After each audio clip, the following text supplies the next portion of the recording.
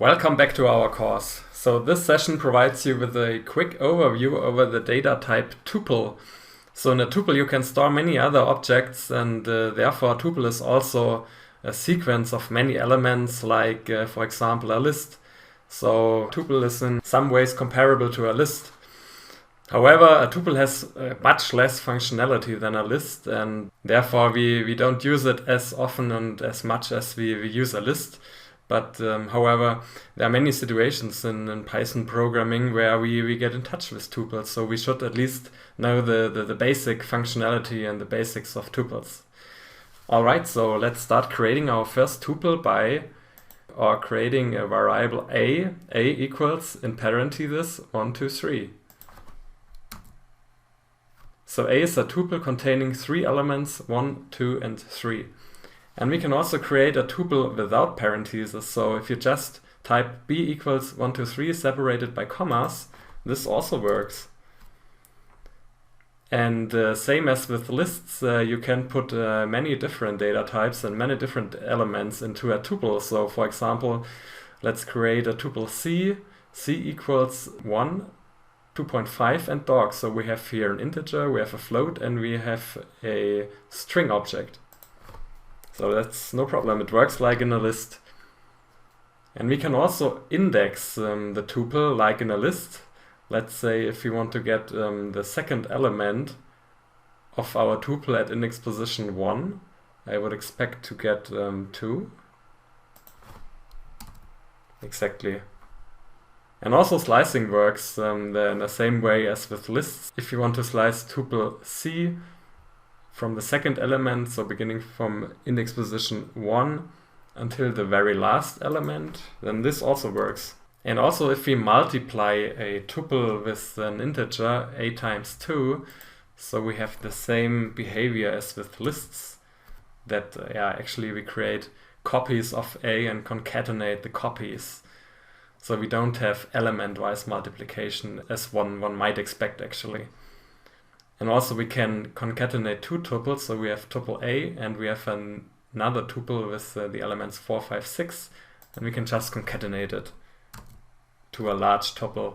And the most important difference between a tuple and a list is that a list is mutable, so you can change elements of a list, and this is not possible with a tuple. So if you want to change the first element of tuple a, let's say change it to 100, then Python drops us an error message. So tuple object does not support item assignment, so a tuple is immutable. And this heavily restricts the functionality of tuples, so there are not too much cases where we need tuples. However, in Python there are many functions that return multiple values, and so if a function returns multiple values, it's in most cases it returns it via returning a tuple of these multiple elements. So let's have an example here. So let's create the list with 5 elements, list L, and now we apply the function enumerate on L.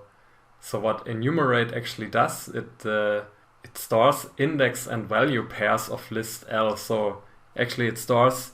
So we have here element 1 at index position 0, and enumerate stores 0, 1. So index position 0, there's the element 1. Then at index position 1, there's element 2.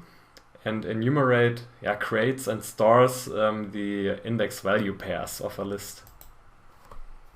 So, and if I run now the enumerate function, Python does not return the index or value pairs, so it's only creating a so-called iterator. So what is an iterator? An iterator, we will learn later more about iterators, but to put it in easy words, by running enumerate, we are telling Python, so please Python, make yourself ready to give me the index value pairs at the time that I need it. So, but now at this step, it does not create and store the pairs. It only creates the value pairs if I explicitly call it in another step.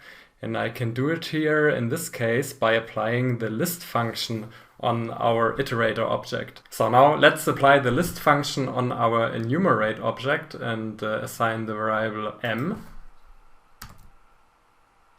And now we get a list with 5 elements, and these elements are tuples, and these are tuples of index value pairs. So we have at index position 0 the element 1, we have at index position 1 the element 2, and so on. At the index position 4 the element 5. And this is one example where we get in touch with tuples. So even if we don't want to get in touch with tuples, there are many functions that return tuples actually. And then let's slice the first tuple here.